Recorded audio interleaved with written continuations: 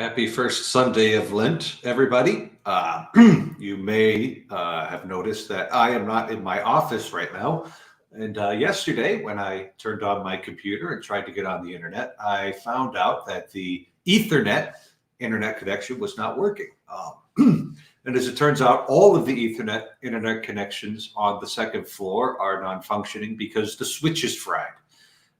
My tech assistant assures me that the new switch that's in the mail is simple enough where you just plug everything in and it should just work without any configuration. And I sure hope he's correct.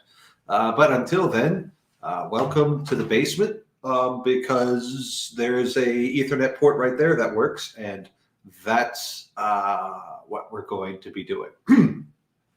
So for my little opening rant tonight, I'm going to be talking about a book by Monsignor Shea. Monsignor Shea is a priest of the Diocese of Bismarck, North Dakota, and he's the president of the University of Mary in Bismarck, North Dakota.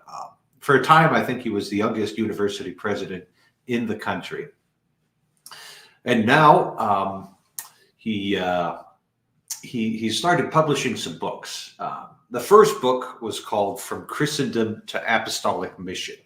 That was a book that I got for Christmas, I think 2 years ago. It's only about that thick. It has just kind of the basic wake-up call that Christianity is no longer functioning in a culture that upholds its values. It is based on Christian moral principles, but now we're more in the time similar to the apostles and what they were dealing with, going against the prevailing culture and the prevailing norms. So a good little book, good little thing to read. And now he has published a sequel to that.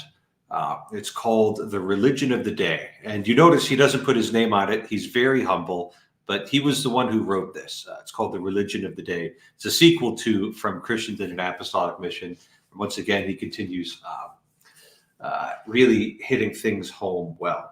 And like the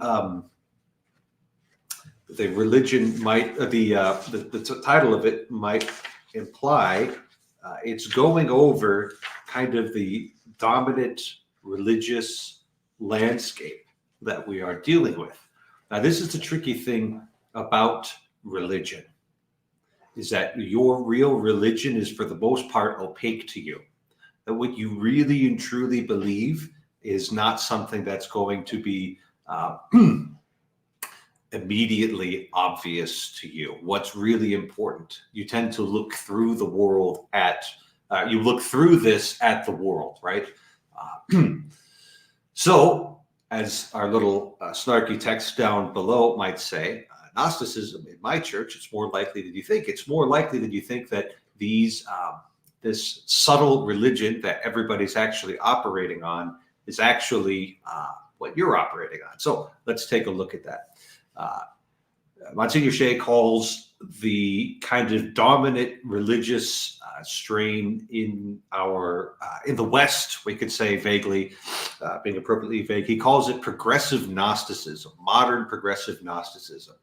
So the progressive Gnosticism of today. And he points out kind of 12 signs that let you know that you're dealing with it. And so we've got our classic yellow on black text, because I stole this from Pastor Paul. He understands the value of contrast. So we've got 12 signs of progressive Gnosticism. He looks at this first sign, the human tragedy of alienation, the fact that we don't exist comfortably in our own skin, that we don't feel at home in the world that we live in, that we find that we're struggling more than seems necessary to be. And why isn't it the case that we are happy? The second sign of progressive Gnosticism is this idea that salvation is possible, that this world that we live in, we are not fatalistically bound to continue suffering, that life isn't fundamentally meaningless, but it is actually fundamentally full of meaning, and that we somehow are able to enter into a state where we are no longer alienated from the world in its depths. The third sign of progressive Gnosticism It's a transformation of our humanity, that somehow the human race, the human persons, all of us can be transformed to a place where we are no longer alienated from the world, but we finally feel at home here. Now, you may be thinking with those three things, that sounds awfully familiar. Where have I heard this kind of story before? And as a teacher of Catholic doctrine, I can safely say that those three signs of progressive Gnosticism are 100% compatible with Christianity. That's what we believe too, that we are alienated from this world through our fall, that through Jesus Christ, our salvation is possible, and that our transformation, that our humanity is transformed by participating in his life, death, and resurrection through the church, through the sacraments, through our prayers, through our good deeds, but most especially through God's grace, transformation of our humanity. So those first three signs of progressive Gnosticism are indistinguishable from Christianity just on their own. It's not until you get to the fourth place where we see that the source of our alienation is not within us. That's where we run into problems. That's where we start to run into a duality, because it's like, oh no, I'm actually good. It's the world out there. It's the world out there that causes all of my problems. I'm actually a good person. That's where everything begins to go wrong. Because if the world that we live in is fundamentally bad, if this is not a good place for us to be, then we necessarily end up in number 5, tragic hostility to God, right? God created you and then dumped you onto a really, really stinky planet. It's a place that nobody wants to live. Well, how is it then? How is it that you can be friends with a God who treats you in that way? And Christianity is different. It's God created the universe good. Human beings have turned and fallen away from God, and so it's our fault that we are alienated. It's our fault that we have fallen away from God. And God is good because he calls out to us. He tries to restore the connection, and he is working to rebuild the world such that everything that's still good here can be retained, and everything that's evil will be wiped away, will be restored, will be made right in the end. Now, with these signs of progressive Gnosticism, we have a high but ambiguous moral call, right? So it's not like this progressive Gnosticism is just saying, just sit at home, just be content in yourself, have an ordinary life. It always promises, no, you can be a part of the change. You can be a part of the restoration of the world. You could do it all on your own. And that's where we run into number 7, that this salvation comes through human effort alone, that there's no grace from God. It's not primarily God who's restoring the universe, but it's our human effort, our reaching out and seizing our salvation. That's how it comes about. And this is where we finally get to the Gnosticism, right? If only we had the right program. We just put the right people in the right place. We just have the right laws passed. We just have the right technology in place. Then finally, we will have our utopia. Then finally, through our work and our will, we will make great things happen. Rather than the Christian way of looking to God, whom we participate with, but ultimately he is the one who calls us and he is the one who leads us. It gets worse from here. The 9th thing he sees is a dualistic view of history. Dualisms very rarely do anybody any good. Maybe they never do anybody any good. We'll see about that. You inevitably lead to an understanding with this progressive Gnosticism of there being a certain number of people who are the really good guys. They're the ones who are a part of the change. They're the ones who are on the program. They're the ones who have the gnosis that allows you to save the world. But you're inevitably going to run into people who don't want to be a part of this new world order, who don't see what the Gnostics are doing as a good thing. So ultimately, we split history in half between the good guys and the bad guys, and then you end up splitting human beings in half. You've got the good guys and the bad guys. And once you've got bad guys, well, for Pete's sake, maybe you give them a few opportunities to join on with the cause, join on with the revolution. But, you run into these strange people who refuse to go along with these new things, who think the old ways are good. And so, well, you just kind of need to get rid of them. We get to number 11. Revolution is the process by which salvation is achieved. So if we've got this tragic hostility to God, we've got an old order that is corrupting the world and making people evil. Well, the only good thing that you can do under circumstances like that is to turn everything order. Look, the highest is actually evil. Therefore, we need to get rid of it so that the lowest, which is actually good, can rise up and finally set things right. It's at times like these that I'm called to think about communism for some reason, because I think the Marxism of Russia, the Marxism of China, has all of these things in spades, right? It's explicitly atheistic. The idea that if we just implement the right program, we will finally achieve salvation on earth. But we see this final thing, and perhaps the thing that can give us a little bit of hope in somewhat dark times, is that the progressive Gnosticism will inevitably fail. It is not founded on God. It is not blessed on God.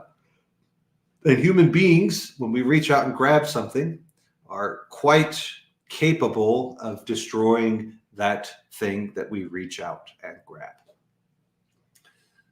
Now, this progressive Gnosticism can come to us in many forms, and sometimes it can even be Christians who are practicing it. Christians who, let's say, see the churches that they go to as a means to an end, that we can bring this gnosis, we can bring this technique into the church, and now it will be a part of the solution rather than part of the problem anymore. So those are the 12 signs of progressive Gnosticism. I encourage you all to run out and buy this book. As you can see, it's just a little book, right? And it's got nice big printing and nice spacing within the pages. Some of you voracious book readers, you could get through this in an afternoon. It's a little bit bracing. It's a little bit sobering. But I think that what Monsignor Shea is pointing at in The Religion of the Day is something important, something that we should all be attentive to and awake to. And speaking of awake, I don't want to bore you all to tears, especially those who have been patiently waiting to come on the stream. So, hello, Valerie. Hi, how you doing? I Doing all remember right. you telling Mark about that book, and I was like, oh, I couldn't remember the name of it, and I was wanting to put it in my Goodreads. So hold on just a second while I just put it in my Goodreads here. Hold on. Yeah, I'll do it on my phone because that way I can talk to you. That's All right. right. That's right. We need one of these on every bookshelf in America. Yeah. All right. So almost there. So my phone had to start. Yes. The Yes, this religion of the technology. day. Yeah. And the one that came before it, From Christendom to Apostolic Mission, is also quite a good read, and I can heartily recommend it. Not under the artist. Religion of the day. Doesn't really have an author. Rees? No, it's got to be somehow University of Mary. Oh, okay. It says University of Mary. Yeah. Okay. University of Mary, Prime Matter, Jonathan Ray's introduction. Okay. Yes. I put it in my to-read list. I'm always looking for interesting short books to read, and that seems like a worthwhile one. Thank you for your patience with me. Yeah, no, I just it's wanted all to say good. hi and hang out with you guys. That gave everybody an opportunity to get the information on the book down. Great. Cool. Hey, Mark. Hey, how you doing? Doing all right? Plugging along? How about you? Still alive somehow. That's a good thing. Life finds a way. For now. We'll see. Gotta get down to Florida. That's the next milestone. Yeah. The old Symbolic World Summit is coming right up, so I'll be there, and I know a fair number of listeners of this channel will be there. Let's see what we got going on in the comments here. Got Andrew tuning in from across the ocean. We went to high school with a bunch of guys who played baseball at UMary. Your brother lives nearby. Very nice. Very nice. Very cool. Love it when people write anonymously. Instantly adds 30% trust in what they have to say. And it depends. That depends on a lot of things. Boy, does that depend on a lot of things. Nothing neo about it, just plain old Gnosticism. Yeah.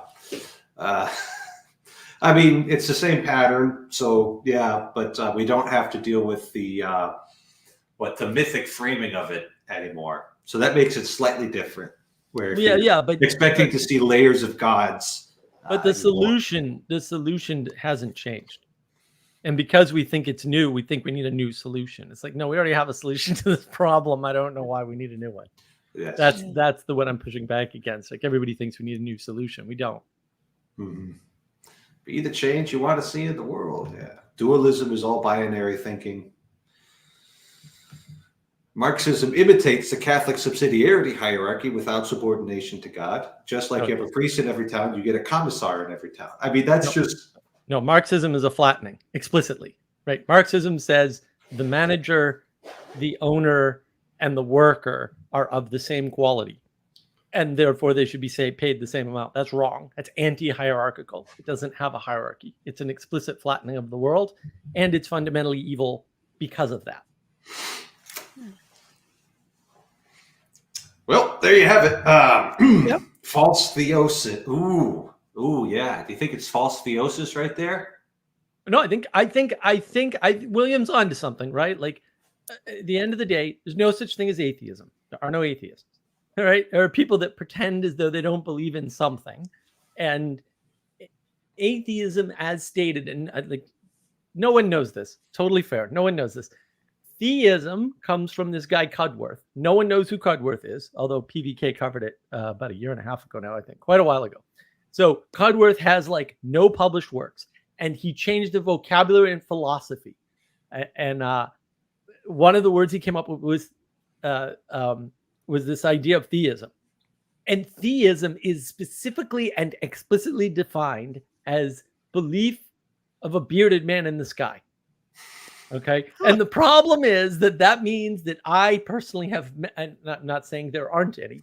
I've never met any Christians that believe that. Okay. I've met a few Christians that express it that way, but it's clearly not what they believe. Like, you ask them, oh, does God bring lightning down upon you? And they're like, no. Right. Like, so certainly no Catholics couch it that way. So atheists are correct. Their arguments would be correct if they were making them against people who believed in a bearded man in the sky. It's just that I don't know too many people. I haven't met anybody that believes that. It's not, and to be fair, some people talk because how else are you supposed to talk about it? Well, you just say ipsum esse subsistens, and then you're good to go, right? Right. But nobody doesn't have a worldview. Nobody doesn't have a belief about how the universe around them operates. And therefore, they all have a false theosis, a false religion, right? They all have something like that. even if they don't want to call it religion or whatever, because they don't like the word or something. But yeah, I think I think William's onto something. Yeah. Yes. Very good. So I kind of want to think about number 5, right? I'll pull these slides up here ever so briefly so that you can see what number 5 is this tragic hostility to God, right? Your inability to relate to that which is higher, that which is greater, that which is more perfect to you. It's really interesting. If you go back to Gnosticism as Saint Irenaeus was dealing with it in the second century, right? So really early on, right? One of the biggest Gnostic distinctives was the inability to play nice with the Catholic and Orthodox hierarchy. That there was always this, they were always kind of shooting off to the side. They were always kind of going off and doing their own thing. Whereas I want to go ahead and say the true church, because we have opinions on this stream here. Whereas the true church, it was always existed in hierarchical and sacramental communion with each other. So one of the solutions that we've already come up to progressive Gnosticism is the individual submitting themselves to that which is greater than them, submitting themselves to a higher purpose. One that's actually higher, though. It isn't just a secret backdoor way of grabbing control onto things. And the way that you'll know that it's actually higher than you and not just secret backdoor control that you actually are in control of is if it does things every once in a while that you don't like. And that's how you know you're not in control of it anymore. Yeah. That we'll say, bishop is going to make a decision that you disagree with. Doesn't necessarily mean he's a heretic, right? Doesn't necessarily mean he's a heretic. That has happened in the past, but it's like, well, somebody's got to be in charge, and it's that guy, and he made this call, and I guess I just have to go along with it, or go off and do my own thing. Yeah, I think it's deeper than that, though. I mean, the thing that I identify is creation denial, right? Which is just flat out denial that there were things before you. Not just that there were things before you, but these things have a claim on you. Right. But I mean, that's a deep problem, and I would argue you see it with Sam Harris, like the way he talks. Nothing existed before he was conscious.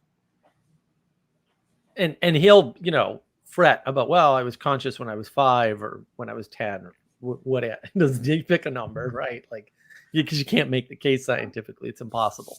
Many have tried. Just everyone fails for the same reason. But they are, explicitly, I would say, denying the idea that they were born into something that is bigger than them and pre-existed them. And so, yeah, I mean, God's off the table for sure, because there isn't even a creator at that point.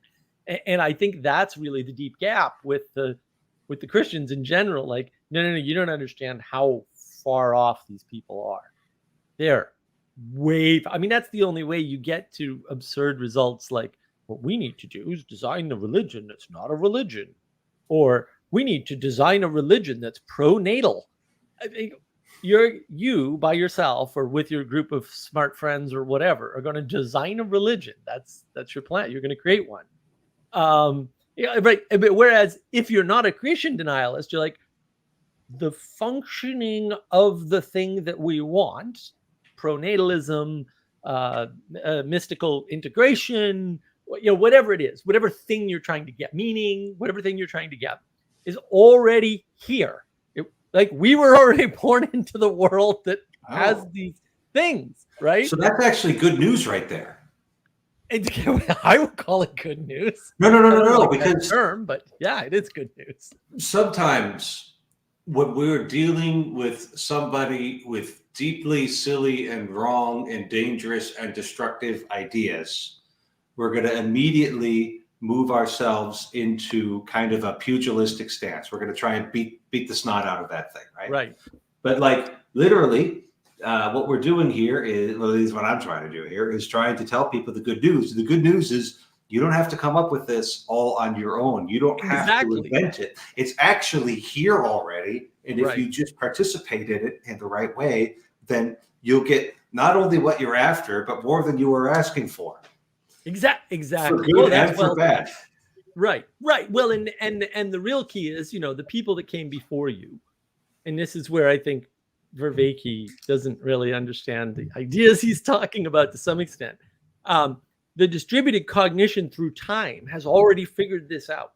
And once you add the time component to distributed cognition, you realize, all right, well, there is an intelligence that has persisted in some, greater or lesser way, probably not perfect, because I don't know about you, but I haven't seen anything that's perfect. So I'm going to assume that that's not real, at least not accessible to us easily, right?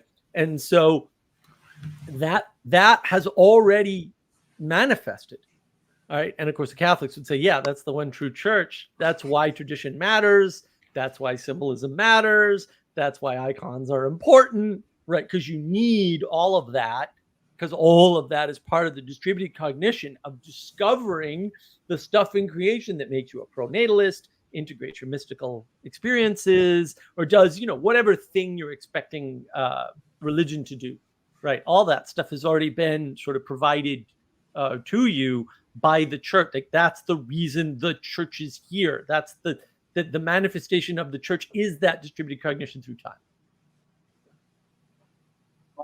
I guess my question would be kind of then the Protestant Reformation, the change of the world, not to just kind of enter, hello, how are you guys all doing? But yeah, the wave that did, that it created, just how do you wrestle with that? And even this goes to even Father, kind of his bigger picture, his bigger project with, this Catholic intellectual heritage. I mean, how do you kind of how do you wrestle that in your story and your narrative of the Protestant move here? It's really interesting, right? And this is something that I noticed a few years ago. Was like, I was reading history and theology and all that. And I've always been a big Thomas Aquinas enjoyer, right? Like, that's what I was given in seminary. It works. It keeps on working. It gets better with time, right? It's just amazing stuff.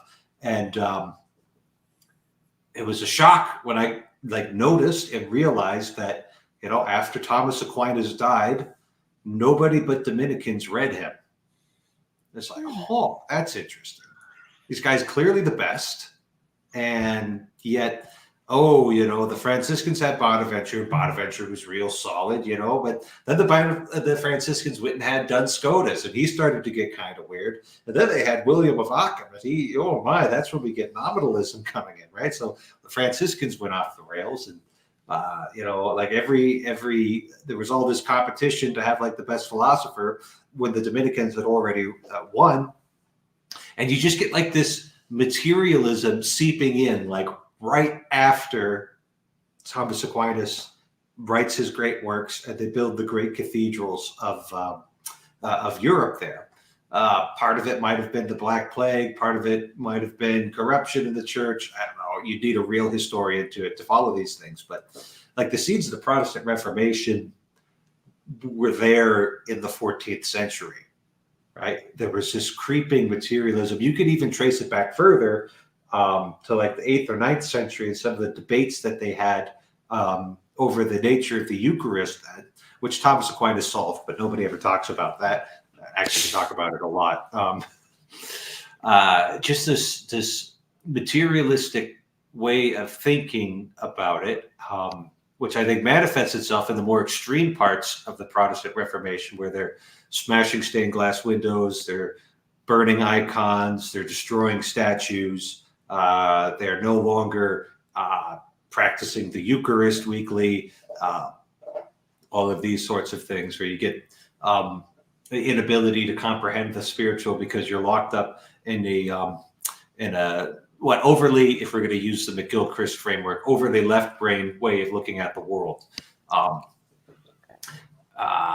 Can I guess what I'm getting at is I've kind of, I mean, look, I'll put my cards on the table. Even Father Eric, you know, as Italian American, and went through this time of gnosis, you know, this propositional theory, and deconstruct it out. But you know, I got a philosopher's heart, so I do things, you know, pretty, and an Italian heart, so I do things pretty all the way. And I landed in a Zen Christian position where I said, you know, take the deconstruction all the way, deconstruct it all. You know, deconstruct even Paul, deconstruct even, you can deconstruct Protestants. Is the one I love to give them. You know, reading evolved. Right. Can deconstruct how we even were reading that paper Pope. And so I guess the move is, can you steel man that side of it on how has it affected the Catholic intellectual heritage? How has it affected you as a modern, as a man of you know, modern times? You know, it's something that I have to wrestle with, you know, as someone who believes and goes and practices, like I said, in my heritage is this Catholicism, and I love that, and I understand and like I said, strive in the philosophical rigor of the Pageau symbolism and the, you know, the combinatorial explosivity. But at the end of the day, I'm as Protestant as any. I landed as Zen Christian. You know, I landed as, I can deconstruct it all. I can deconstruct it all the way to this phenomenological experience of just participating in the here-ness and now-ness. That's what happens with science, right? Protestantism is fundamentally a scientific dissection. And the assumption that there's some good in it is a big assumption, right? Because I was like, okay, where's that? I never get any answer. So I'm a little suspicious after the first few hundred people, not being able to answer a simple question, like where's the good in it? And yeah, I mean, you can look at implementation of Vatican II. I have no reasonably good authority that it was never the good in it, right? It was always a reaction to the bad, to point to the critique of the Catholic Church. And so in that in itself, it's the same rebel wisdom thing. You can't build something good off of a negation. Right. Well, right. I would say at least the implementation of Vatican II is highly flawed.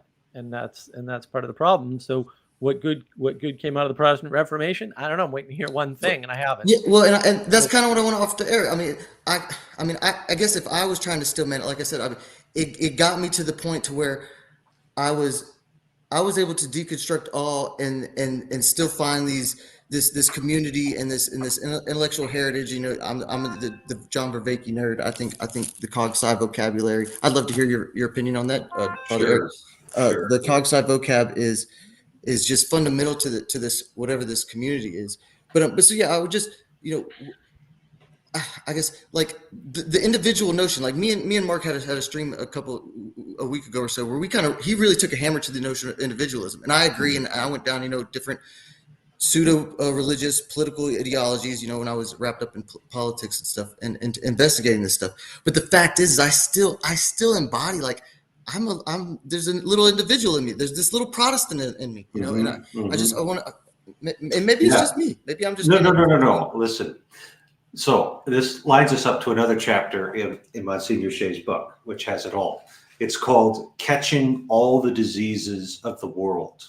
Okay. Right. So what do we do in the Catholic Church? Well, we eat the body and drink the blood of Christ. And when we look at the event of the crucifixion, every kind of human evil that a person can encounter, right? Physical pain and suffering, death, being abandoned by your friends, having the worst sorts of lies told about you, having people who are vastly inferior to you be your judges and your masters, and being mocked by people who refuse to understand you, right? And we could go on and on about that, right? Jesus took all of the diseases of humanity upon himself, right? He's got all of it, and it killed him, right? But then he rose again, right? And that's where the story keeps on getting better. So it's like his blood, we could use this kind of medical analogy here, now has the antibodies for every sort of human evil that you can deal with. But it hasn't been realized in the here and the now yet. And this is part of the reason why I think the Vatican II might have had to have been implemented poorly. is that the I Catholic just, Church you know, I just want catches the diseases of the world, right? to, But I just want because to we be, have the blood of Christ flowing through us, we're capable of producing the antibodies and offering that salvation to the world. just to be clear, because I can be ignorant, I can be clueless sometimes. Vatican II is the response from the Vatican after the Reformation. No, that was the Council of Trent. Vatican II was 1962 to 1965.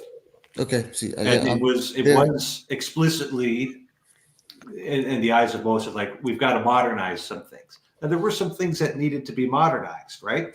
Like there were some traditions that had become overgrown and no longer were serving their purpose and kind of could be moved along. You got to be very careful with that kind of business, though, because the odds of you doing it right the first time or you doing it correctly all by yourself is approaching zero, right? I think where I always landed, and it's not some unique position, is I always landed with the very Pageauian stance of, I think it's a perennial problem. It's like his stance is he agreed with Luther to critique until he made his own hierarchy, until he made his own priest. It's like, so Mike, I guess it's the perennial question of corruption and of sin, I guess, and this fractal nature.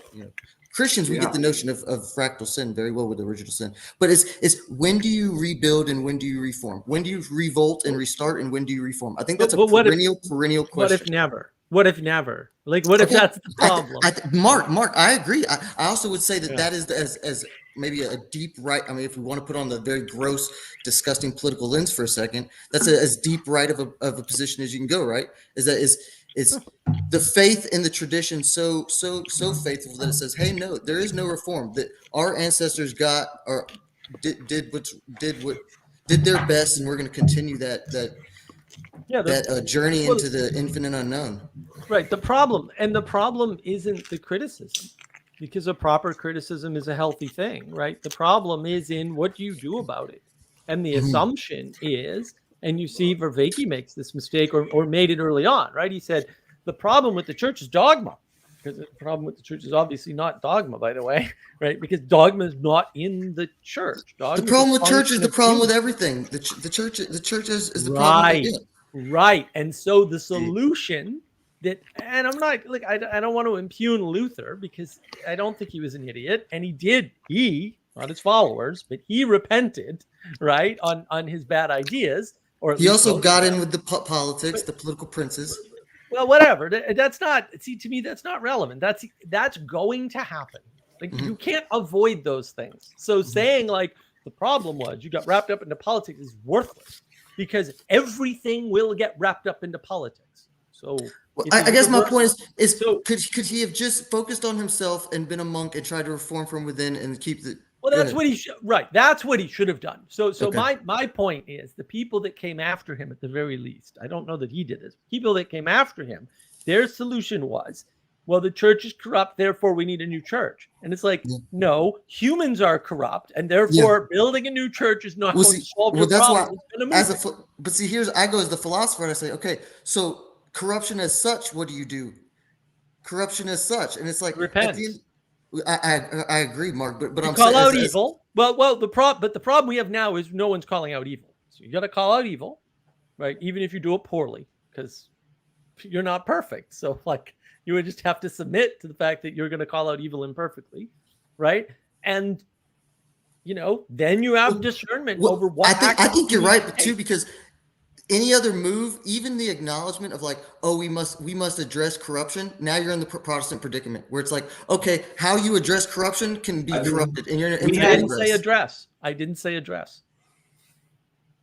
Yeah, it's like Luther wasn't the first guy who ever tried to reform the church. I mean, we had been in Reformation mode almost continually for like since the time of Gregory the Seventh, right? So 600 years at that point, there was wave of reform after wave of reform. Some of it got kind of weird. Some of it was also really, really awesome, right? It's a living tradition. Yeah. So it's you always have the option of trying to recall something good to its original purpose and its original foundation, right? Like nobody disputes the right of the Christian faithful to do that, and so that's why, yeah. I guess the only other, I guess I'm going to play a little bit of devil's advocate this evening, even though I very much appreciate. So there was a guy called the devil, and you decided to advocate for him, huh? No. Well, it makes for good conversation, right? I strive to be a decent conversational partner. So then I guess I would then also offer is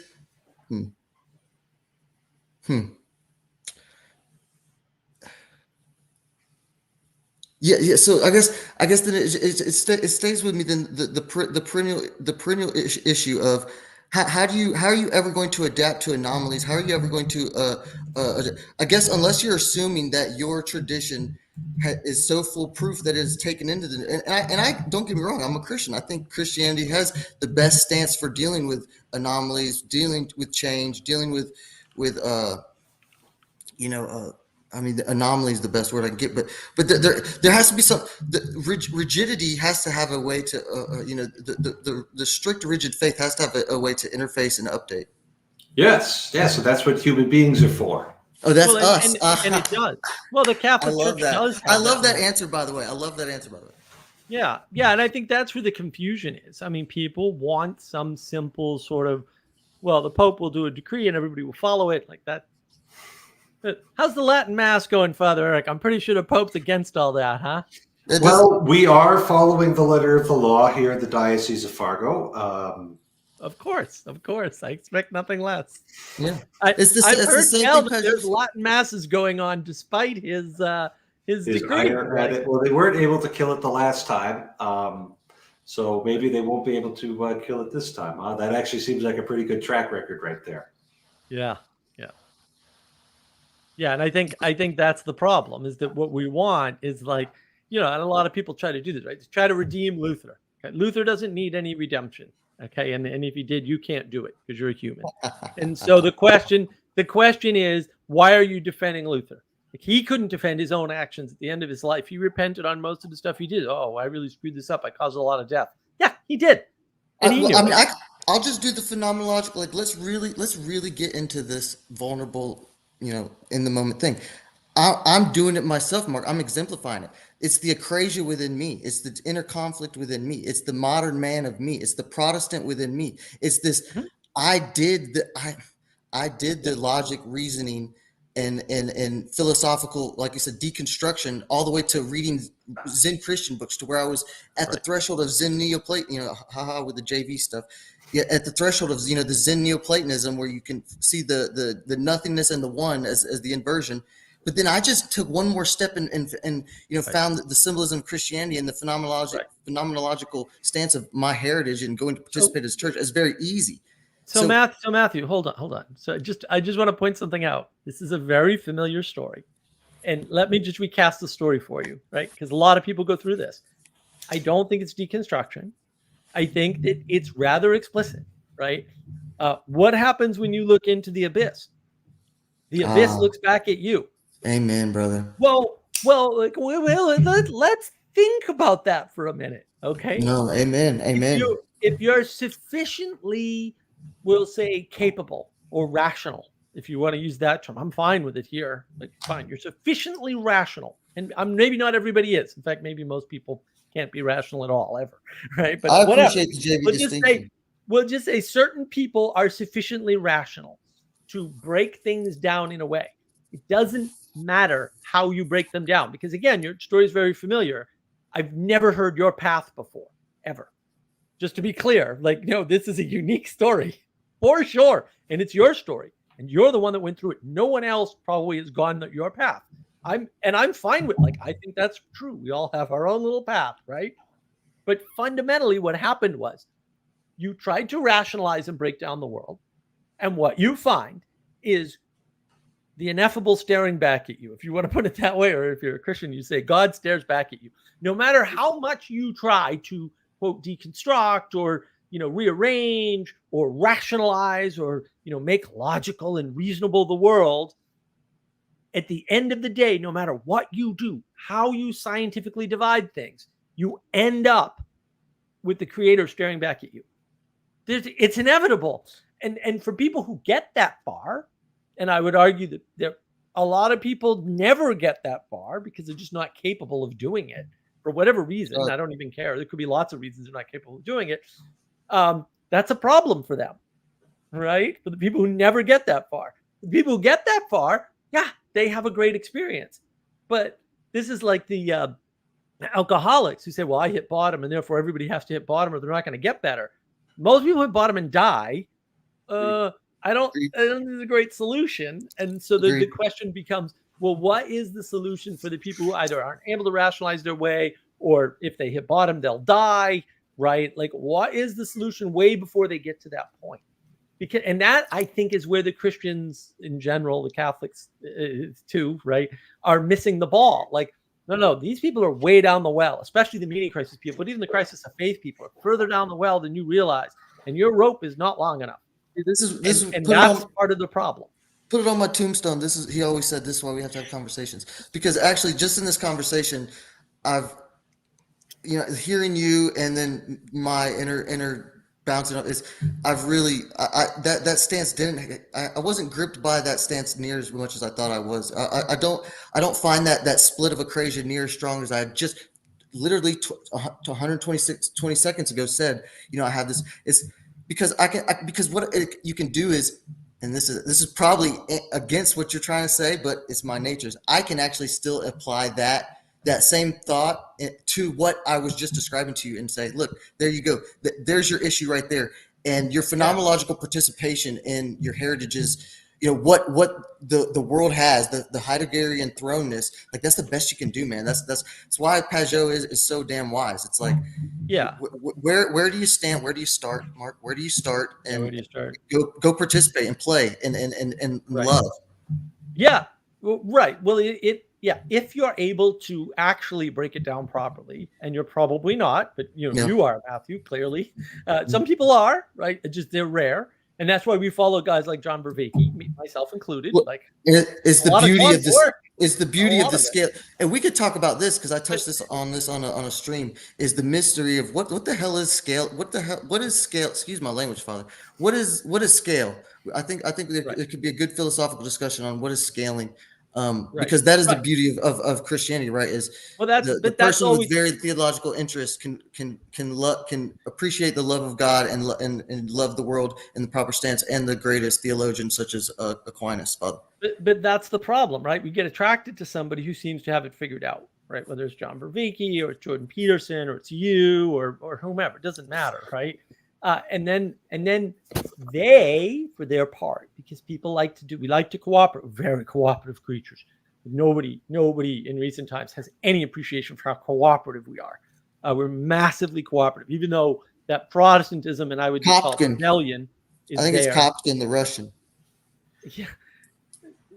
That Protestantism, that rebellion is within us, right? But we're very deeply cooperative people, right? Like that's just humans are cooperative. So we want to help the other person. And so we do things like the following. Somebody will ask us a question. How do we solve that problem for the world? Like, how do we help people who are in trouble? The alcoholic who hit bottom or the drug addict who hit bottom will say, well, I had to hit bottom. And now a lot of things happen, right? They go, well, it worked for me, so it should work for you. That's not true necessarily, by the way, right? But it's a natural response. It's also probably the only response you have. All of the things you didn't try or you tried and didn't work, you're not going to suggest as solutions, most likely, because in your phenomenological experience, they didn't work. This is where scale comes in, right? So at scale, your solution may work for some percentage of population. It may be 1%, it may be 30%, maybe 80%. I have no idea. I'm not going to pretend I have any idea, right? But from your perspective, the thing that you did that worked 100% of the time for 100% of the people. And so, right? So when you scale up, you're like, well, everybody has to hit bottom because I had to hit bottom. Now the thing with that is I hit bottom. Everybody else has to hit bottom. I'm like everybody else. That's deeply cooperative in the other direction. Oh, other people's experience would be validating my experience if they went through the solution and it worked for them. And so you have this without realizing it, or it's unconscious or subconscious. You have this desire for your answer to be correct, because then it validates your personal experience too. I don't think that's an escapable bias, by the way. Like, I don't think Post hoc rationalize. Yeah. And so you rationalize it that way. But the bottom line is, at scale, what people need is different. Some people need to hit bottom, maybe, and they can survive that. I think that's what I'm kind of questioning, or what I'm at. I'm not even saying we must do this. I was just offering that it's something we could meditate on. But I think what you're saying is to articulate the difficulty and necessity of why things can't scale, or why things are have trouble scaling. That my point is to meditate on how the hell does some things do scale, like that. That would be the magic. But Well, I think the easiest way to discern the things at scale are look at what's already there and what's already working. Judge the tree by the fruits. Are the odds of us coming up with, let's say, a new way of gathering people together and having them cooperate successfully?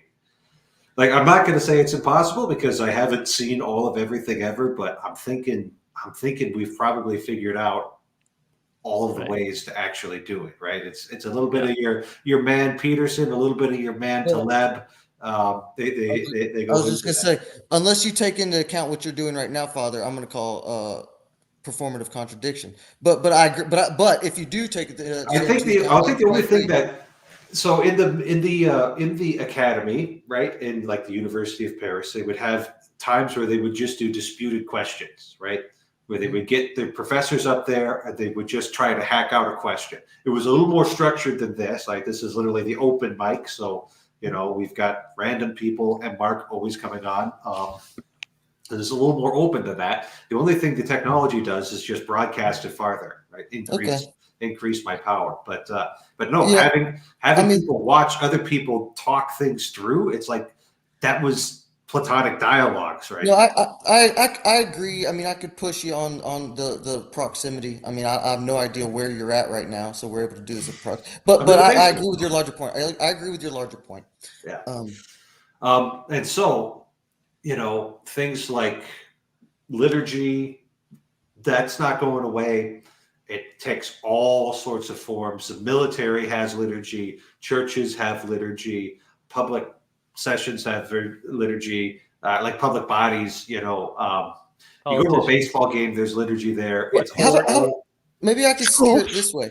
I have two things on my mind I would want to steer, because I'm the wild card in the conversations, but I kind of do want to stay true to your topics here. You say you have a mission of Catholic intellectualism, and like I said, I'm Italian American. Like, exemplifying the Catholic intellectual tradition.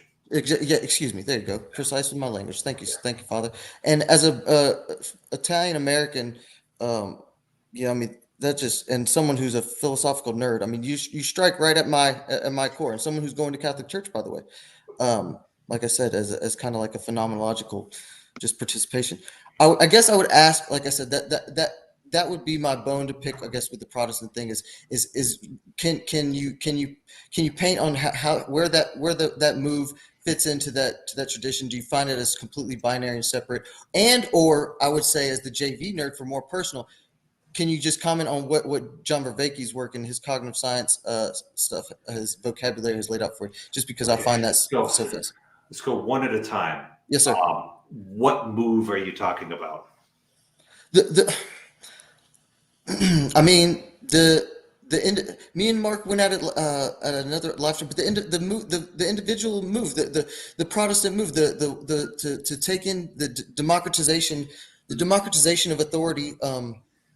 I mean, really, it's the Protestant serpent approach. Look, you can say it this simple. You could say it this simple. They were wrong. I have nothing. I took nothing. It was you could. Well, rebellion isn't good, right? Okay, that's and fine. I would just say that the serpent approached the woman and said, "Did the Lord really tell you not to eat of any of the trees in the garden?" The woman said, "No, we can eat of any tree in the garden except for the one in the middle. That we are not to eat or even touch. Otherwise, we will die." The serpent said, "No, on that day you will become like gods and have knowledge of good and evil." I love you for it. Maybe it's my autism. Well, let's go with the JV's thing. Let's go with the JV Yeah, thing. sure. So I'll tell you one thing that John Vervaeke really fixed for me, right? Cool. So there I am sitting in seminary, and Dr. Hip is up there, and he's like, I don't believe in reincarnation, but if I did, Dr. Hip would have been St. Thomas Aquinas reincarnated, right, in America. And he's up there and he's like, when you guys are in your parishes, you're very likely to have people there who are holier than you. And they have connatural knowledge of God on account of their long familiarity with them. But they might not be able to tell you what they know. And it's just kind of like, I'm still a recovering materialist. That's still something that I've got going on inside of me, right? It's always there, right? The scar tissue and the memory of that. By the blood of Christ, I've got the antibodies now, huh? And then I'm just like, all right, Dr. Hip said it. It's probably true. I don't know what that means. How do you have knowledge that you can't possibly articulate to anybody? Right? 5 years later, there I am. It's the middle of the COVID lockdown, and I'm bored out of my mind, so I'm participating on the Bridges of Meaning Discord server and a lot more actively on Paul Vanderklay's channel. And this John Vervaeke, everybody's talking about participatory knowing, and they're all super excited about it. I got to get to the bottom of this. I have no idea what these people are talking about. Finally watched a John Vervaeke video where he goes to his 4 different kinds of knowledge. And it's like, mushrooms. Oh, that's what connatural knowledge is, right? So by using these cognitive science framework, he actually explained a bit of Aquinas to me that I had no way of getting into. But, now I can articulate it better myself, right? It's like, okay, listen, now you could describe to me how you brush your teeth, but that isn't actually knowledge of how you brush your teeth, right? Knowledge of how you brush your teeth is in your hand like this, right? And like the way you wrap it around, you get the live feedback from your gums, telling you where all of that is. That's what brushing your teeth, knowing how to do that, and that gives you the procedural, and then Mark will go off in his model, and that's fine. But it was just like a doorway into something that's rightfully a part of my heritage, but I couldn't grasp that. Beautiful though. That's beautiful. I think that's an exemplification of exactly what he would want out of his work. I've heard him say it many times. Yeah. Well, that's the fight against the age of gnosis, or the fight against the propositional tyranny that John talks about right there. He was lost. Father Eric knowledge. was lost, which very similar to my story. I mean, not to the same extreme, but I was lost in the sauce, lost in the culture, so you couldn't see that. Okay. Yeah, that's the age of gnosis, and like everybody's soaking in it, right? We're all drowning in it to some extent. I get trapped in it all the time myself. Like, I had the image as for the Jordan, instead of TLC, the Jordan Peterson sphere. Exactly what you just said is the flood. So if you just think of the flood from the biblical flood, just raging water everywhere, and we've already had this technological digital, a little where technological society. We had movie stars and news anchors, and anyways, it's almost like Jordan with his YouTube manifestation just popped up from the water, after a suffocating, drowning culture, and just said, "Hey, I'm here. I'm trying to make sense." And then the flotilla that Grizz will say, or the arc of this, this little corner, this Peterson sphere, everybody who is like, "Hey, look, he's trying to make sense in this." He's a lightning rod telling you what. Yes, and so we've all oriented our attention, and I mean, if Pageau, aligned attention is a default community. I mean, that's boom, you're at a default community. So right. By definition, we were just trying to figure out the Peterson sphere. Like, we're just trying to name this thing, which naming is weird anyways, because you lose the magic and blah, blah, blah. You might as well just participate and enjoy it. That's the thing. Yeah, naming is important, right? But it has to be correct. And requires discernment. And that's where the problem, like every problem, every perceived problem, everything we think of as a problem, is only an issue of discernment. That's really all it is. Everything, this idea of problem and problematic and problematized. I mean, I have a video coming out about that, by the way, navigating patterns. Just saying, that is all just covering up for lack of discernment. As long as we all care for this thing and love it and give our attention to it and treat it right, then your name will be right. Your name will be right. Yeah, you have to care for the right thing. You have to There's- all you care have for the to- same thing, and it has to be the right thing in terms of the emanation. And Emanation that's the emergence. argument. Right, because the women's Bible study at Holy Cross doesn't need to hear any Vervaeke. Right. Well, Maybe a few of them I would would disagree. benefit from. Maybe a few of them would benefit from it, but like I work it in with I carpenters and was mechanics, teaching- brother. I was teaching an RCIA class about a month ago, right? That Rite of Christian Initiation for Adults is how we bring Catholics in. And this woman got very excited about this guided meditation on the divine mercy of Jesus that she was doing. And I know enough about divine mercy devotions. I don't think there was anything wrong with it. I could encourage people to participate in it. And she was, telling people how they could do it for themselves.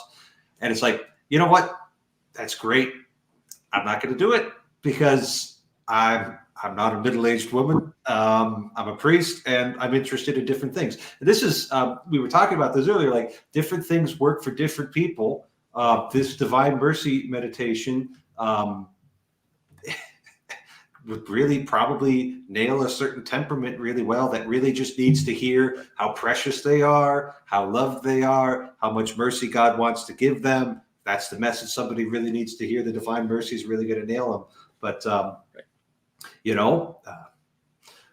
it's not as relevant. Actually, I heard a very beautiful kind of dichotomy the other day of like, there's two kind of templates of persona of that which needs to be encouraged out and that which needs to be disciplined to appreciate or something like that. Anyway. Well, but the naming is important and the paying attention is important because let's suppose you had a number of figures all talking about roughly the same thing from different perspectives. So suppose you had a Catholic priest talking about the meaning crisis in terms of converting people to Catholicism. It's all hypothetical, of course, not like we're doing this right now. And then suppose you had a Protestant pastor whose goal was explicitly just, man, we just need to get people closer to Jesus, right? Like that's right, or closer to the church or something, right? Or a church, any church, right? And so those are two very different goals. It's not that they don't have some directionality or something in common, right? Those are two very different goals. And then suppose you had a third figure who, let's say, was more science oriented, right? And they were like, no. The key to all of this problem of meaning, we'll say meaning crisis problem, has nothing to do with existing structures, but it's all wrapped up in the brand new science, right? Neuroscience, right? And what we need to do is use that set of tools, right? Not an existing set of tools, whether it's a terrible Protestant set of tools or a much superior Catholic set of tools, right?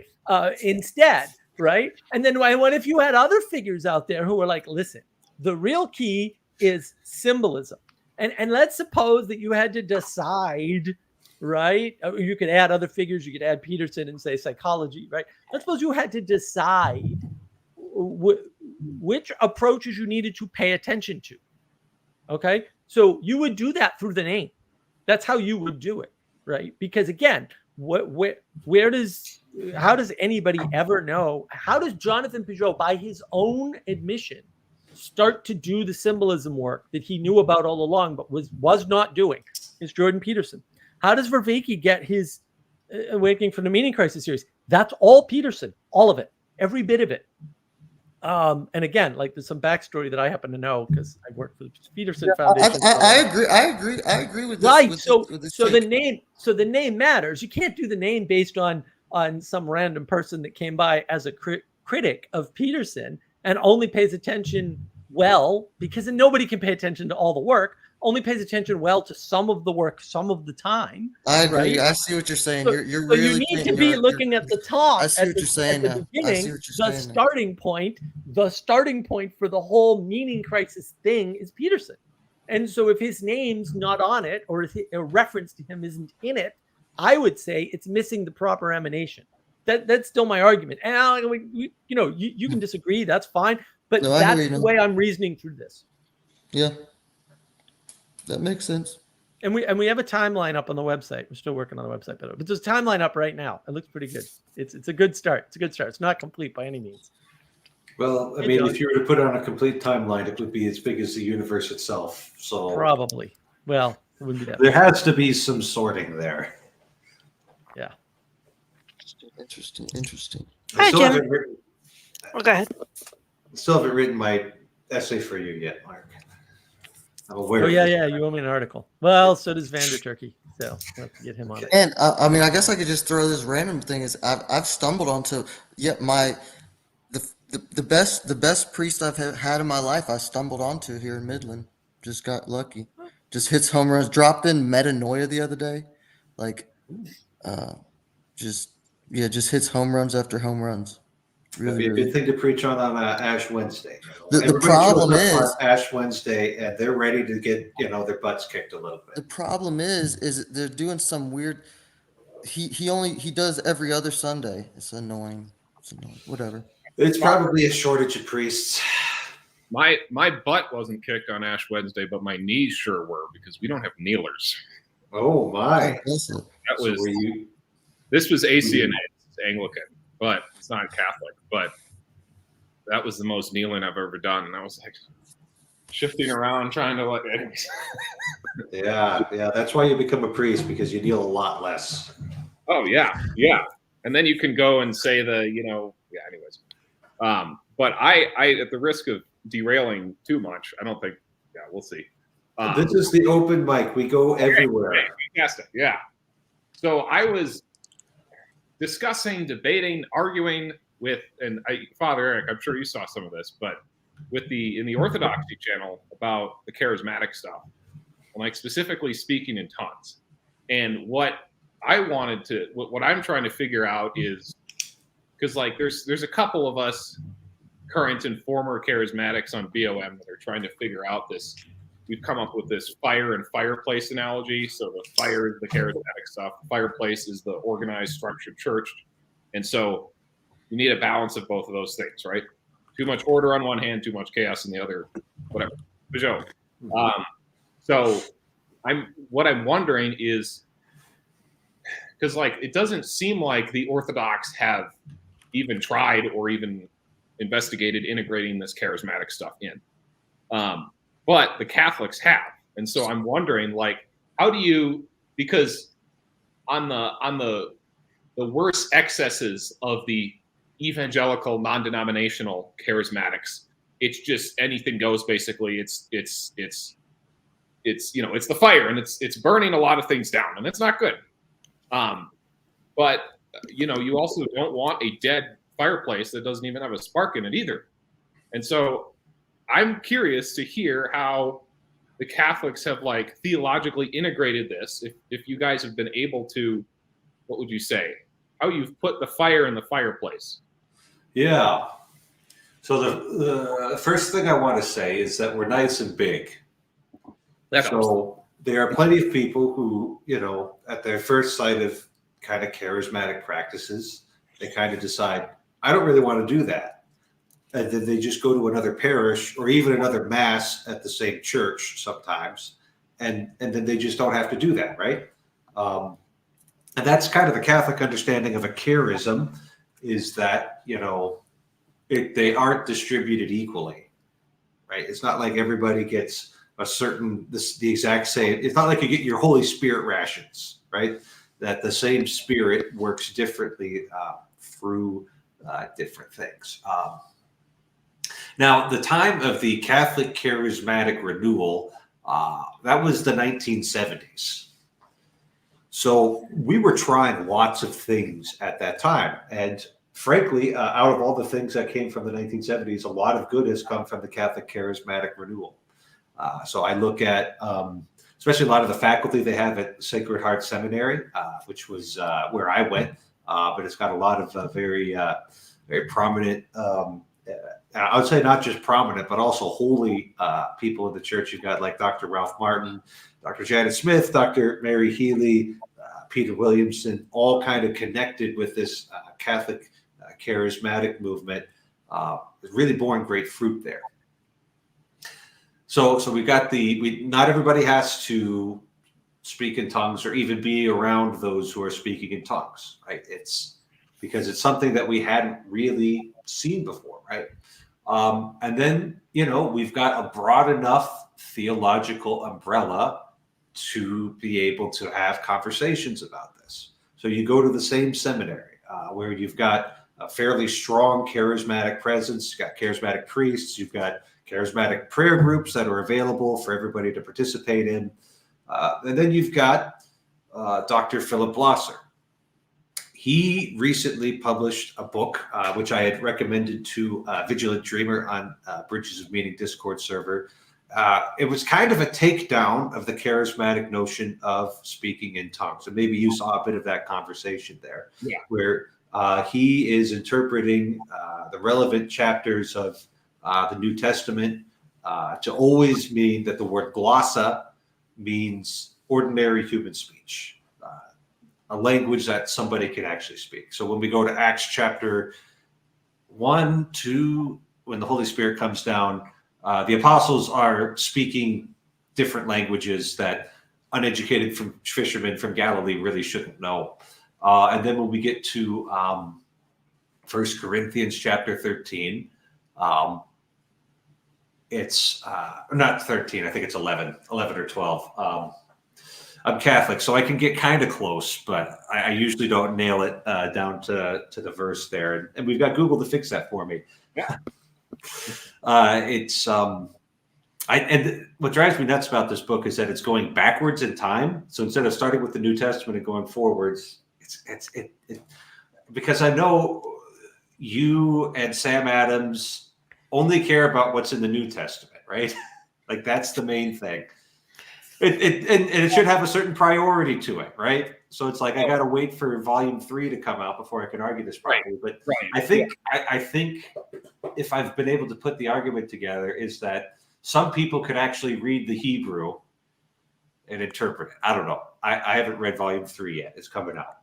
So basically, we're trying to keep everybody together, and as long as everybody's following canon law, as long as everybody's being obedient to their proper pastors within the confines of the law, we can let people try stuff.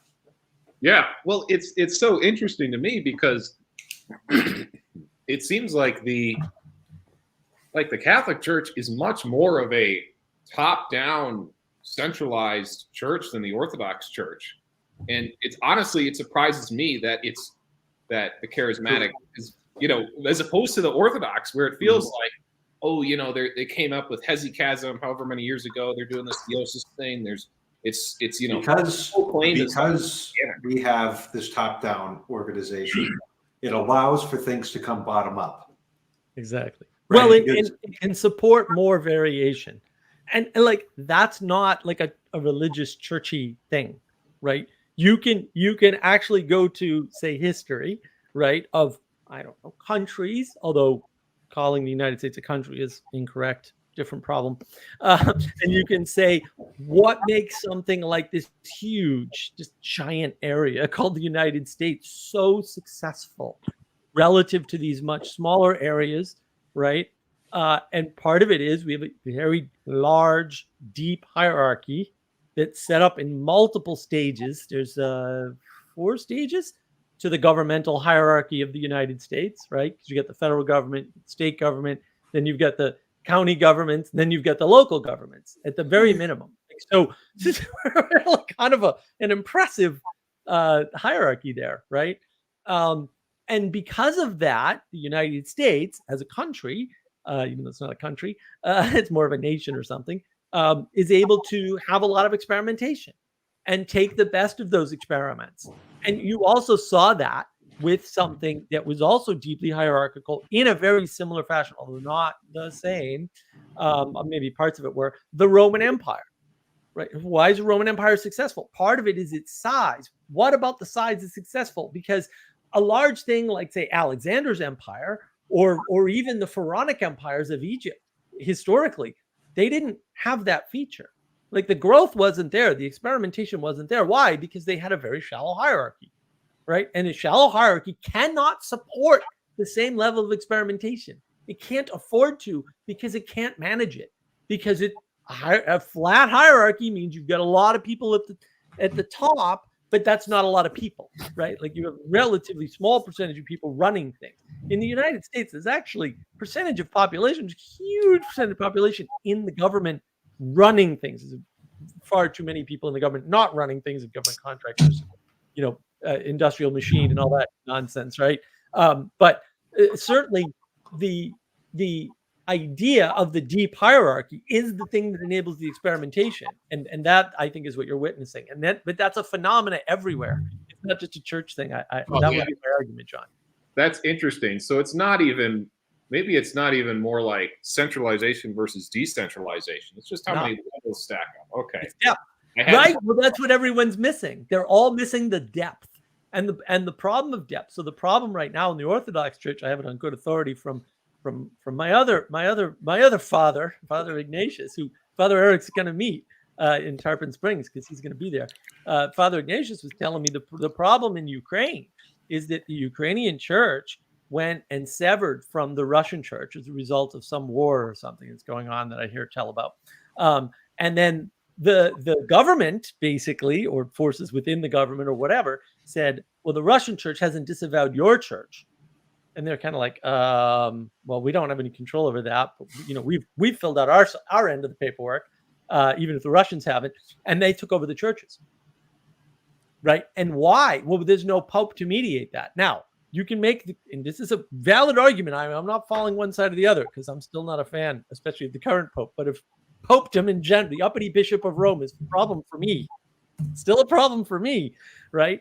The solution that the Catholics have is the Pope would decide, yes, they're part of the church. No, they're not. And that would be the end of it, right? Now, you could argue there's a different solution that's available, but the Orthodox don't have it. And so what happened is the government took over the churches and now they're empty. And before they weren't, before they were packed. So the minute the government actually takes over the church, the oldest church in Kiev, for example, it's now empty. Which is weird, but like the Orthodox can't solve that problem because they don't have a pope, and because you need two things: you need a pope, and you need the idea of papal infallibility to solve that problem. Now, again, there may be another better solution. I kind of hope there is, because again, not a big fan of the uppity Bishop of Rome, but we don't have one, and the Orthodox don't have one. Now, there might be one that I don't know about. Fair, but like no one's using such a thing that I'm aware of. And so the argument is, well, maybe you need that deep hierarchy to solve that problem, because maybe a problem like that where you have a war, right? Because render unto Caesar is still, I'm pretty sure somebody important said that, right? Like it's still a thing. Well, how do you resolve that? Because it's not supposed to match up.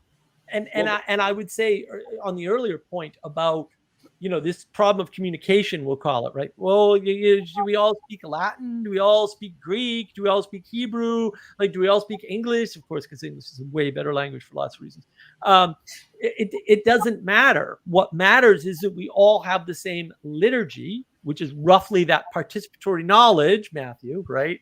Oh, that's to Matthew, right? That's the JV participatory knowledge stuff.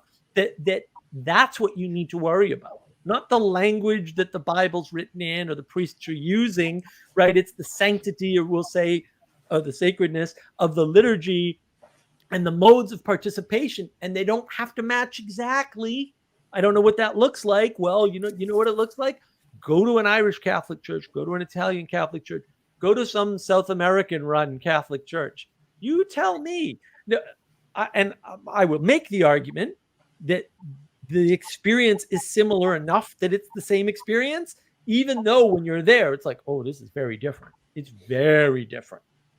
Well, here's the thing. It's like when I was, because the initial impetus for all this was Lord of Spirits basically took a question on their radio show and they give very silly answers. Anyways, but I was trying to dig in. I'm like, who do I listen to here? Who is so I'm an outsider. And I want to figure out, okay, so the Orthodox, they're less rational, they're more mystical, fine. But is this something you guys have a position on or not? Who do I go to? Right. Are the Lord of Spirits good? Should I go to Callistos Ware? Should I go to Jay Dyer? Should I go to the Patriarchate of Alexandria? Who? And look, the Catholics, whether I the Catholics make it easy. They're like, look, here's the catechism. We'll drop it on the table. It's in there. Here's what the Pope said. It's there you go. It makes it very, it's, you know, and I'm like left-brained. I'm super Western Christian, whatever. So it's the puzzle pieces fit together much better there. But like, and I was, you know, telling them, I'm like, I'm not, it makes me it makes it more difficult to believe your claims of apostolic authority when this is something that Paul prescribes as, you know, this my bit of a hobby horse, but it's something that definitely Paul seems to prescribe for Christians to pursue.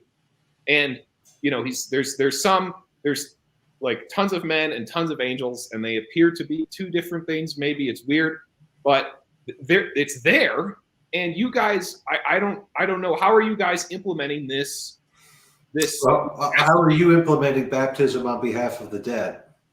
Well, nobody knows what to do with that verse, so yeah. we all just pretend it's not there, and then make fun of the Mormons when they're doing it. Yeah, no, I don't know. I mean, I guess maybe we all have our blind spots, but I don't know. I'm just because I'm not like sola scriptura. I'm not for the perspicuity of scripture. It's all a bunch of epistemological nonsense. It's stupid.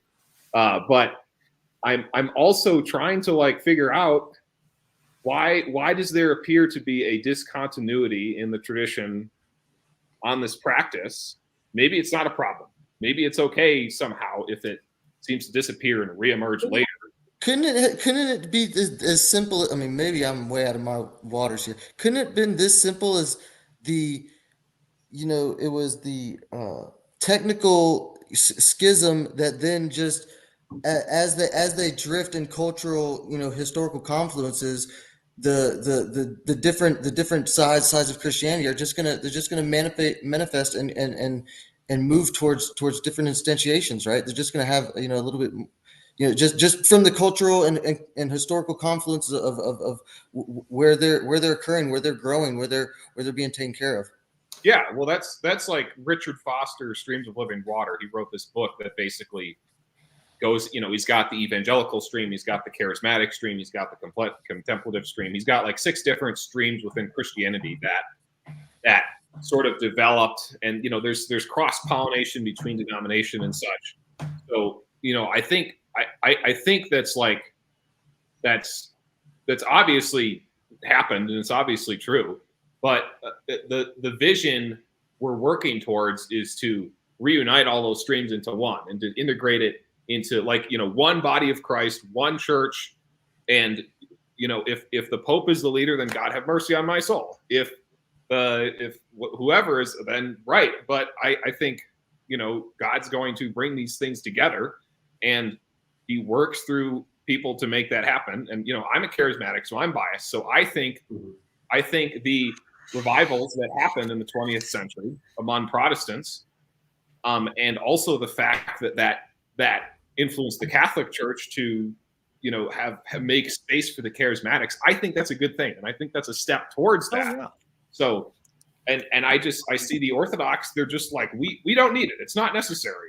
Well, I think so. This is something, it was a topic of the stream 2 or 3 months ago. I talked about how communion functions in different communions, and the only way that the Orthodox can stay in communion with each other is if they all hold on to the tradition of the apostles, which they will tell you is most potently instantiated in their liturgy. Like this, they got to hold on to that real tight, because that's actually how they have communion with each other, right? And so the idea of somebody all of a sudden speaking in glossolalia, because that's a horrible, horrible term, but it's very precise, in the middle of one of their services, well, it's like, well, boy, I don't think St. John Chrysostom was doing that in the 4th century, so we're not going to do it, right? Yeah. And that's their gateway back to the apostles, is via the divine liturgy of St. Basil or St. John Chrysostom. So since that's the basis of their communion, it's a lot more threatening to them to try and change anything. Whereas The Catholics, it's like, well, gosh, as long as the Pope says we're okay, then and we're in communion, then we're okay. Which gives us a really durable communion that I think we've abused way too much, and I would like to stop abusing that and seeing just how far we can push things. But it's like, yeah, they're in hierarchical communion with us. And if you don't like to do it, St. Alphonsus is down the road. So, Yeah, at risk of habitually being out of my depth here, I would want to just, and I'm not an Orthodox guy, but I do listen to a lot of Pageau, and I would think the Pageau move would be, I always come a Pageau, he's like my comfort food. He's so profound, but it's so simple. It's the same thing over and over. But anyways, he would say properly oriented, properly nested, right? He would say somewhere outside of the divine liturgy, there's a way for that dynamic. There's a way for that aspect that you're. I would guess that he would say that there's. Yeah, and I'm going to be honest. I think all of this charismatic stuff is much better suited to, at least liturgically, in Eucharistic adoration versus in the Mass. The Mass is something that everybody needs to be able to participate in. And the church has a vision of what the Mass is supposed to look like. It's supposed to have the noble simplicity. It's supposed to be sober. It's supposed to be reverent and dignified. Whereas Eucharistic adoration, it's like, well, that's for the people who want to attend it. It's not obligatory for anybody. And the church's documents even say that, I'm thinking especially of music here, right? Because for some reason, every charismatic that I've ever met has been super into guitar, right? Now, maybe you can show me an example. I would love to meet them, but they're all super into guitars. And the church says, that's popular piety right there, right? It's an art form that's taken from the culture, and we're trying to bring it in, right? And it's like the church is actually pretty clear if you actually read the right documents. It's like you don't go straight to the Mass with that. It should pass through other things to see if it can make it. Yes, I agree with that. A more organic journey.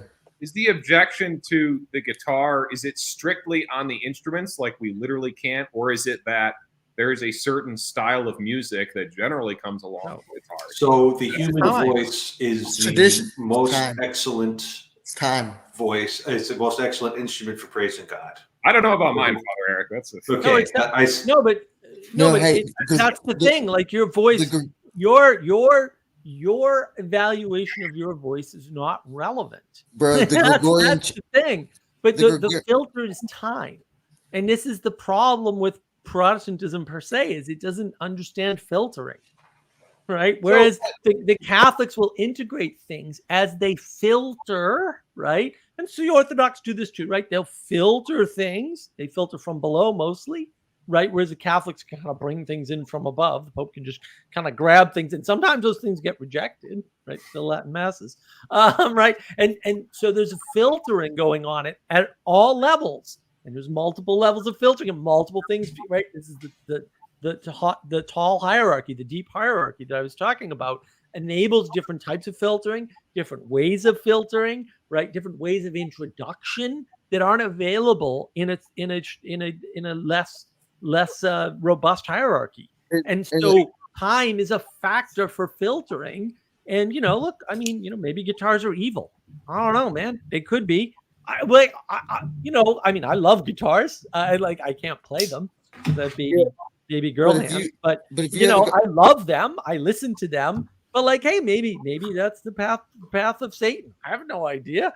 The church will filter that out over a couple hundred years, or maybe 1,000 or so. Who knows? I don't know. I don't know either, but I know this is that you can listen to Gregorian chants and get pumped up. I've been on a workout kick with those, and there's something about, you don't need anything else but aligned human body. It's like, you create an architecture and you create a discipline and a community, and you Gregorian chant, and it'll get you ready for that 3-mile truck.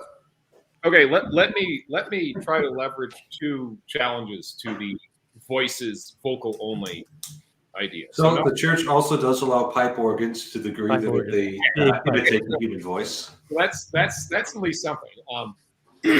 But you have psalms that I mean, this is the more obvious objection. The Psalms that say, praise the harp and the lyre, and this is a psalm for strings or whatever. So there's multiple instruments involved. So that would be like the first simpler objection.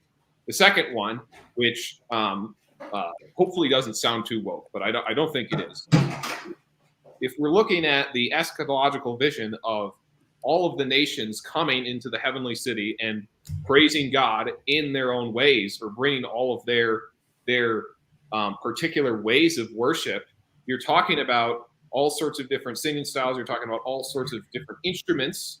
You're talking about all these different things, and to restrict it to I guess I do agree that the voice is probably the best instrument. I do agree with that, but the other instruments are there to support the human voice. Yeah, Well, and occasionally do an instrumental bit. Like why restrict it to just the organ or something? Because it seems kind of arbitrary. Because the organ was also an instrument that arose in a certain cultural context. There's a difference. You're doing the Protestant thing. You can do arbitrary all the way down. Sure. So I think there's you can make a distinction between folk culture and high culture. Yeah. And there are certain things that can actually, when they, like folk culture is very distinctive and very particular to different people. And sometimes they begin to, like folk cultures or people just doing people stuff, will start to shoot towards something higher, which is a little more universal there, right? So, you can go to, we'll just say you can go to Detroit, Michigan. You can find some lovely Gothic church there. Right? You get these beautiful early 20th century Gothic revival architecture. And you looked at that next to some of the brick buildings and some of the, it's like, Goths. Who were the Goths? That was a bunch of Frenchies, right? A bunch of French barbarians, But we've got this architecture that's named after them, where they got the pointed spires and the flying buttresses and the big stained glass windows. And that seems portable. Like people can look at that and they just understand it. They know how to, as long as they're not complete animals, they know how to behave towards that with a certain reverence and awe. They don't just start, blabbing in there, unless they're awful Chinese tourists. But never mind that. Some of these things, when they get to a certain level, are shooting up, pointing towards the highest, they actually become portable where, why do people go to Europe? Do they go there for the food? Because they got some pretty good chefs there in Italy, right? And I've heard French cuisine is also good, but what do I know? I haven't been to France. They go there to see the churches, man. And like everybody goes there to see the churches. Right. Even though they're not part of the culture. But again, John, I want to point out something very important that people are steeped in. The assumption of your statement is that all instruments and all ways of worship are equal, and that can't be true, right? And so that's and this is a very common problem. Everybody falls into this equality first doctrine where they go, well, it's arbitrary and therefore everything's equal. It's a very postmodern way of thinking. But the fact that things are arbitrary, first of all, we don't know if they're arbitrary, right? Like it could be that they seem arbitrary to us because we're all stupid, because we are. We're all Muppets. You do my stream. We're all Muppets, right? But maybe they're not arbitrary. They just seem arbitrary because we don't understand how the decision was made. That happens all the time, by the way, right? But more importantly, when you're saying that, you're not recognizing something like the way Americans build cars, the way the Japanese build cars, the way the Germans build cars, and the way the Yugoslavians build cars are not the same. Some of those cars work really well. Some of those cars do not, right? And so it matters. And maybe a Yugoslavian car is not a practical car for the world. In the same way, maybe a form of worship is not appropriate. Maybe guitars are no good, and maybe it's because they're too accessible, too easy to play, and therefore they don't have the sacredness component in them. That's a very scientific way of thinking about it. I don't really like it, but it's possible. Or they haven't just taken the organic journey through the temporal aspect. Hasn't been developed. I mean, there's different ways to play the guitar still. There's really only one way to play the pipe organ that works in a church, for example. And that's loud. Yes. Well, Another thing, I do want to give you a little bit of a point, John, and something that the church is not entirely unaware of is the possibility of an enculturation into the liturgy, which is something that has to be done very slowly and done very carefully. But you can find a Roman missal that is for the Zaire use of the Roman Rite, where they have taken symbols from their own kind of religious vocabulary and put them. I've never seen one, right? But apparently the priest will cross his arms like this and bow down.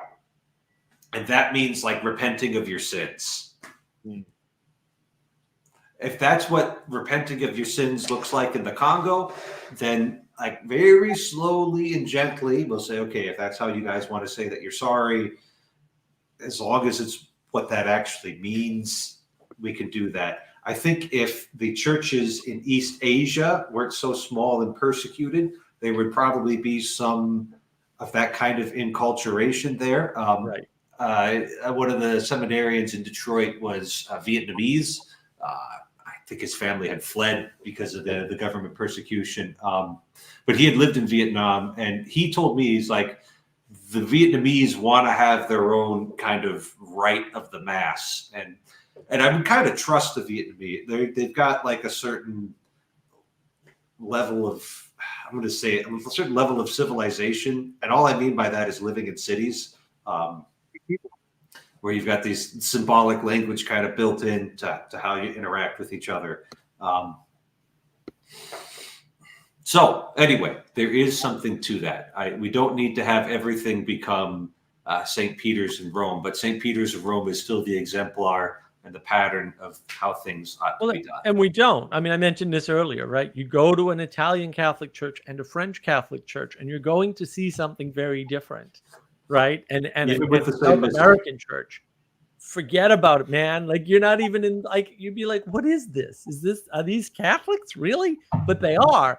And the experience is similar enough that you know it's correct. That's very mysterious, but you can try it out, you know? Yeah, I mean, okay, so this is interesting because my main motivation is to be faithful to that vision that we have in Revelation, and the vision that pervades the scriptures. And the whole point of Christ, coming down from heaven, God becoming man, is that all humanity, all the nations of the earth would be joined, and everything. And so, I mean, maybe it's a matter of different rates of uptake. Maybe that's where the difference is, because, okay, you're shaking your head. Let me try this. So being, growing up charismatic, very much influenced by the third wave revivals in the 80s and stuff. But the roots of that go back to Azusa Street in the early 1900s, where you have this, segregation in society, blacks, whites, men, women, all these things. And all of those barriers are broken down over this very rapid process, because the Spirit is just coming on anybody he pleases. The Spirit does not segregate or discriminate.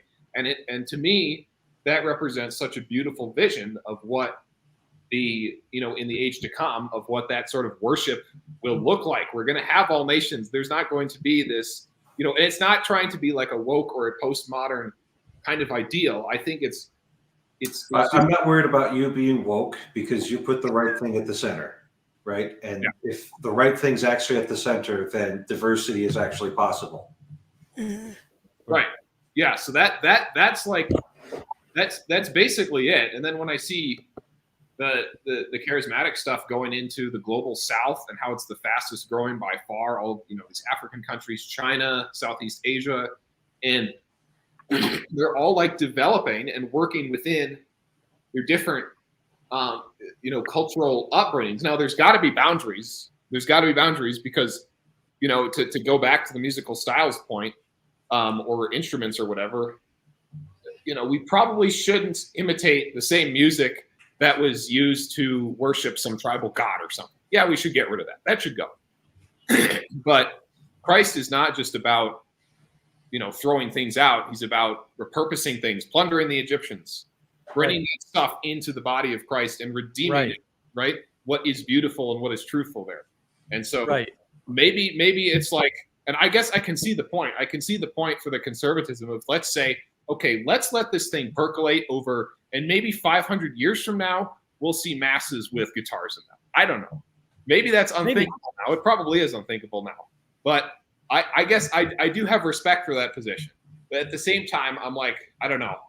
It's kind of this a bit of a little post-millennial twinge that I have. Like, well, yeah, but now, I don't know. but I would argue that's based on a universalist attitude, right? Like, so let's suppose we all want to participate in building something like a cell phone. Okay, we all want to participate. Our end goal is the same: cell phone. That's our highest goal. Okay, just say that. The way you participate is not the way I'm participating. Right? Because maybe you know how to like build a cell phone case, which I do not know how to do, but I know how to build the software. Yeah. Right? And so that's the integration. The integration in how to build a cell phone is called a corporation, right? Or maybe many corporations ultimately, right? With one at the top, like Apple, because that happened, right? And so the church is operating exactly the same way, or to say it in the correct chronological order. Corporations operate the exact same way churches operate, because the distributed cognition starts with the religion, and then it gets adopted by these other, by the separation. I would argue the render unto Caesar. The body of Christ that made these other bodies, because that's all corporation means possible. Exactly. So what if, right? What if there's lots of different ways to participate in the project of bringing about the shining city on the hill, or revelation, or however you want to frame it. Doesn't matter. What if there's multiple ways to do that? It requires multiple skill sets from multiple places and multiple people, and they're all in different starting points. Then it's not a matter of what you were saying, like, well, how far along you are. We'll say along the timeline, right? What if it's a matter of it just takes like 10 different skills, whether they're starting at the same place or not is not relevant. So now you've got two variables, right? Because the thing you have in common is an abstraction. It's right. To us, it's abstract. Like heaven's abstract to us, obviously, right? We're not there yet, all right? Or maybe the way that we're there is not the way that we say in our house. I hope that's true for everybody. I think that's true for everybody. And therefore, your starting point is different. The skills you bring to bear are different. Your ability to implement those skills is different. And there's nothing wrong with that, because universalism isn't required, right? And once you drop the universalism requirement, all of a sudden all this stuff becomes easier. It's like, well, yeah, you can do what you can do. And see, this is the problem that the Protestants all Protestant denominations run into. Maybe not the Reformed. I want to make a distinction just because my buddy Bruce will get upset if I don't. All the Protestant denominations run into this problem, right? Because they have to put everything in a box. They have no choice. The solas require that. All of them separately. It's weird that you have 5 alone things. Doesn't make any sense. Whatever. Right. But they require you to say things like, well, only these people can be baptized, and therefore only these people can get heaven, because only these people. And then it's like, but now you're not including everybody. So they talk about universalism, but they're the least universal in that, right? Because the Catholics, for example, they can canonize somebody who's never been to church. That's not a problem for Catholics. But Protestants can't do anything like that. For lots of, aside from they don't have saints, they can't even afford that somebody's a Christian if they're not going to that particular denomination's church. It's no good. And so they're less universal, even though they're more, we'll say, forgiving, and it's easier to get in, right? You can just say a few words and bang, you're in the church. I have it on good authority. Somebody tried to play that trick on me, Father Eric. But that's ridiculous. Like, you get a bit. On the other hand, the Catholics actually have a lower bar, because they're like, yeah, maybe St. Christopher never went to church and didn't even know Jesus, but he helped him across the river, so he's in. Well, couldn't you leverage the exact same points against the Catholic Church, because they have, excuse me, they still have certain standards, right? Like, I think Bonhoeffer should be a saint, but because he was never officially joined to the Catholic Church, he should. I might have brought that up a long time ago, but or like I'm rough on finer points of But it's not because he wasn't brought into the church. It can't be that, because a lot of people or saints weren't ever in a church. Not that. That. So you got Saint Christopher. You're not like importing Dante into this, are you? No. Because Dante put some pagans in heaven, and he was the one who wrote the Divine Comedy. But I don't know who else you would be talking about besides the giant Saint Christopher. Well, but they can. But they can. The point is, I guess we could. There's no bar to it. Right. You see, the Protestants actually have bars to all of these things. Like, they have gates around everything, and so they're more universal in who and what they accept. Right. But they're not more universal in what can be included. And that's a big difference. And so the universalism actually lies with the universal church, the one true church, and not with these other splinter rebellious groups. Even though it seems the other way around, it's actually not that way. That to me is the irony. Like, and Protestants argue amongst themselves all the time. Who's killed more Protestants, Catholics or other Protestants? Other Protestants, by far, by the way.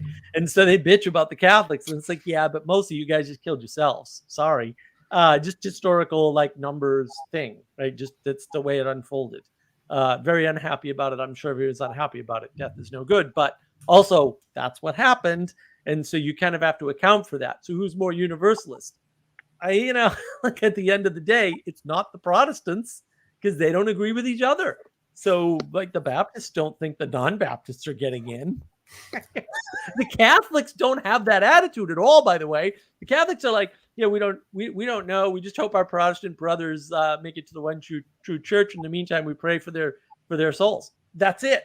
That's the whole statement. Like, this is nothing else going on. And that's not to say all Catholics, right? Because again, the sin is in the human, not in the greater church.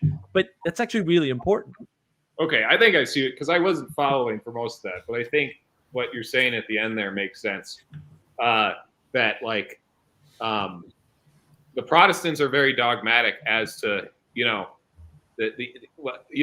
could caricature the independent fundamentalist Baptist types, and that's I think the weakness of putting everything in confessional, even participatory boxes, whereas I guess I do like that approach. The Catholics are like, okay, we're going to be humble about this.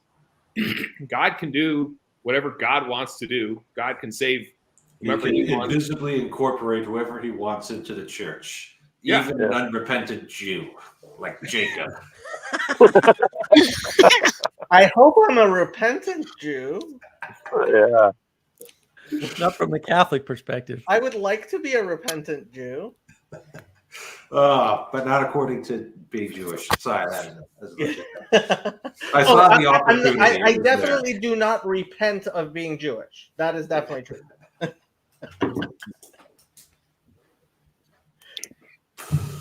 Oh, goodness. Yeah.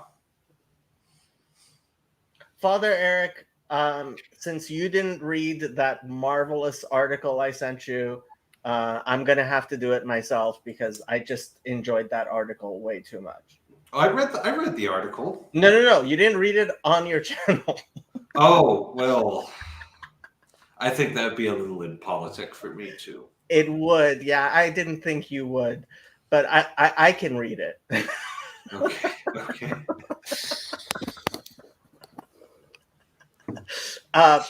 Not on your channel. Okay. I'll do it on my own channel. If you're curious about what Jacob's talking about, you'll have to go back 4 days on his Discord server and find that link. So yeah, it was just a little bit of news. Sometimes we get good news in the more conservative religious sphere, and sometimes that news is written in a way that induces this.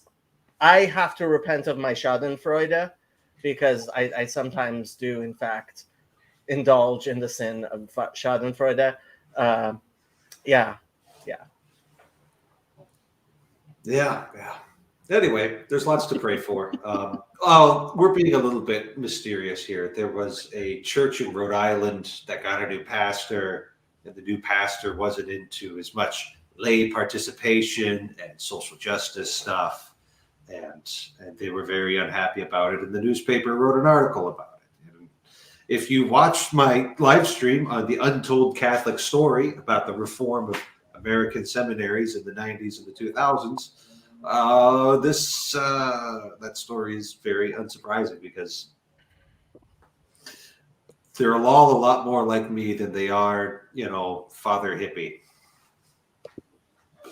And the church is now filled with people, and all the people who weren't happy about the stuff are like, why is this no longer my temple to social justice? Social justice came up a lot in that article. This is all really good because I don't know how much you guys follow Aaron Renn at all, but he always talks about how terrible conservatives are of maintaining and taking over institutions. They just leave and they do their own thing. They're Protestants. They leave and they do their own damn thing, right? And they don't. So with that's an example of the conservatives we're holding the line. We're keeping this institution. Thank God the Catholics are not Protestants. Yeah. Right. Right. Conservative Protestants have a problem. It's not. Not true conservatism at some point. Well, we also so the nice thing about a seminary is that it's a monarchy. There's one man at the top. That's the rector. He answers to the archbishop and to the pope. And if he just goes in there and starts dropping the hammer down, like many good men did in the 90s and the early 2000s, then a lot of things can really just kind of happen.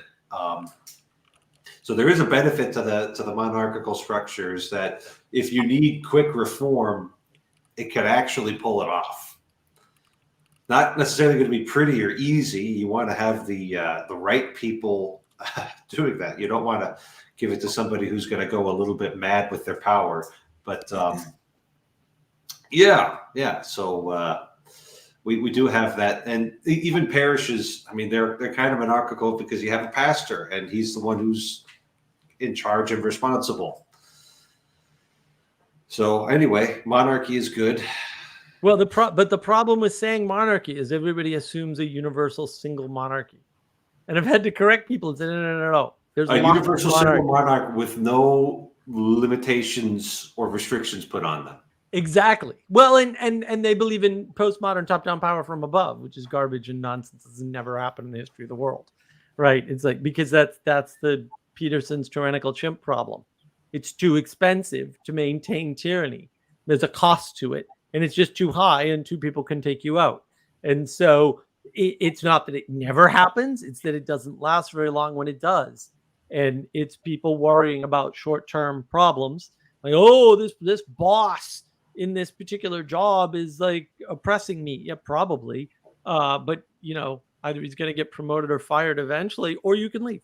Right. And then that's what people don't like. Well, I don't want to have to make a change. I want them to make a change. It's yeah, well, and I want a purple talking unicorn, but it gets a disappointment all around. It's not going to happen. So.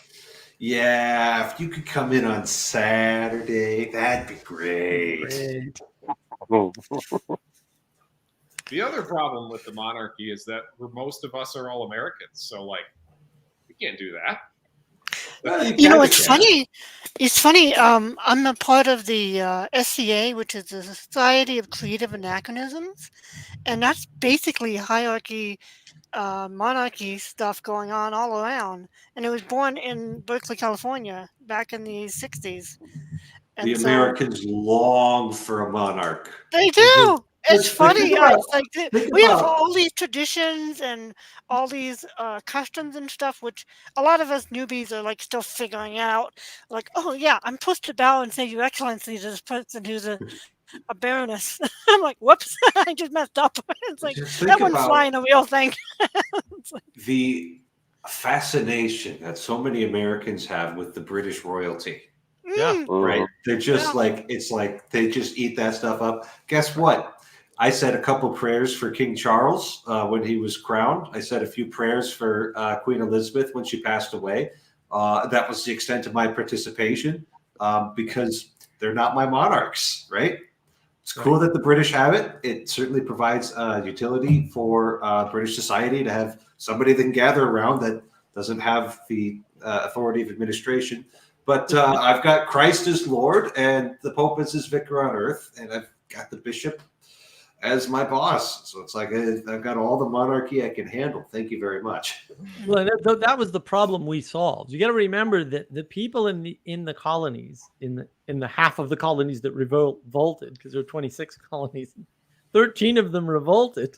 They didn't revolt though; they actually just rebelled, and they didn't rebel against the king so much as they were rebelling against Parliament. And like I get that this history is kind of esoteric to people who aren't familiar with it. I have videos on Navigating Patterns with Adam about all this, right? So they had already destroyed the monarchy in England, and the reason why the colonies were pissed is because appeals to the king were failing, because the king established the colonies and he was responsible. Parliament was new. Parliament wasn't established when the colonies were established. It came along much later. And it was effectively a corporate takeover. You worry about corporate takeovers of government today, you should read some history. You'd be very grateful. Once you read about the East India Company, you'd be like, whoa, man, we've got it good. The East India Company effectively propped up Parliament. Parliament wouldn't exist. The king would have been restored. The proper king would have been restored in England if it not for the corporate interference of the East India Company. And so the solution that they came up with, because everybody in the colonies was a loyalist. They were all loyalists. They were all loyal to the king, all of them. Not everybody in England was loyal to the king. Right? That was the problem. But they came up with a solution to the problem of the loss of the monarch. We have to get rid of the monarch, right? But we can't get rid of monarchy.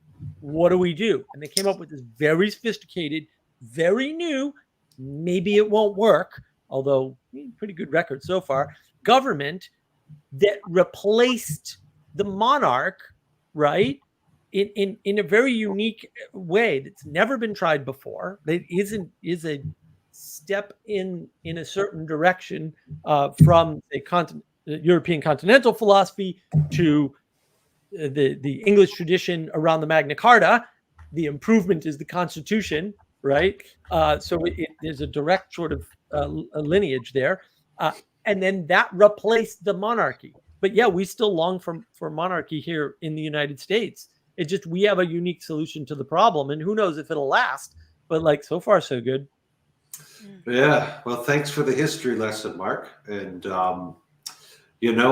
if I don't end this stream soon, I'm going to be history. Yeah. So this one was a real banger. I was happy to have Matthew on. That was a good participation. John, great to have you on. Wish you were here a little more often. You've always got good questions and sparked good conversation. Josh, you were quiet tonight. Valerie and Jacob.